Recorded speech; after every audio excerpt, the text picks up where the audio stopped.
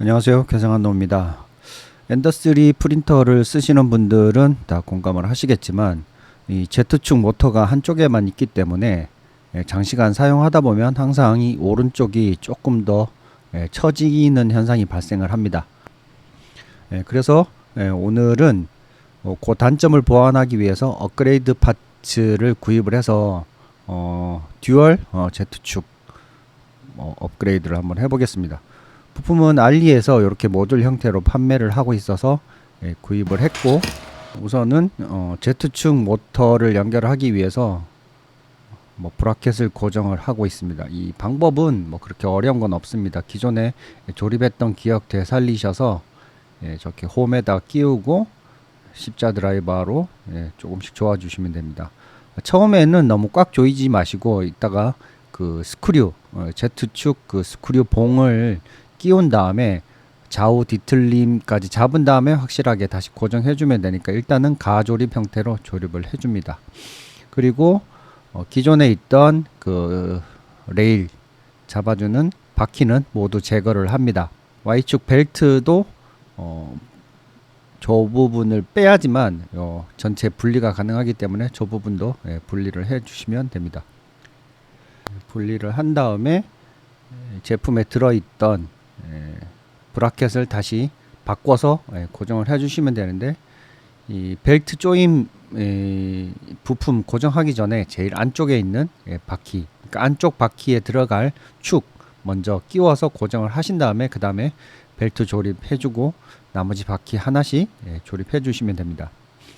안쪽 바퀴 같은 경우에는 공차를 조절해 주는 육각형 모양의 와샤가 있는데 그걸 먼저 끼고 그 다음에 바퀴를 낀 다음에 각각 조립을 하시면 됩니다.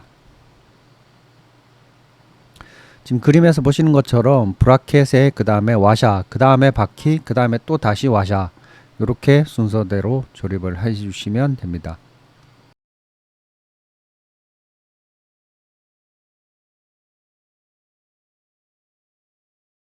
Z축의 좌우측, 그러니까 왼쪽 오른쪽의 높낮이를 일단 수동으로 최대한 좀 비슷하게 잡아줍니다. 많이 뒤틀리지 않게. 저는 같이 동봉되어 왔던 부품을 사용해서 최대한 비슷하게 눈으로 보고 높이를 맞췄습니다. 그런 다음에 기존의 Z축에 있던 케이블은 제거를 합니다. 그리고 같이 포함되었던 Z축 양쪽으로 갈라지는 두 가닥으로 되어 있는 그 케이블을 대신 넣어서 조립을 해줍니다. 위에 거를 살짝 들어서 케이블을 넣으신 다음에 바닥에서 빼서 기존에 있던 Z축 커넥터 자리에 연결을 해주시면, 그리고 기존에 있던 왼쪽 오른쪽에 커넥터를 연결하시면 끝납니다.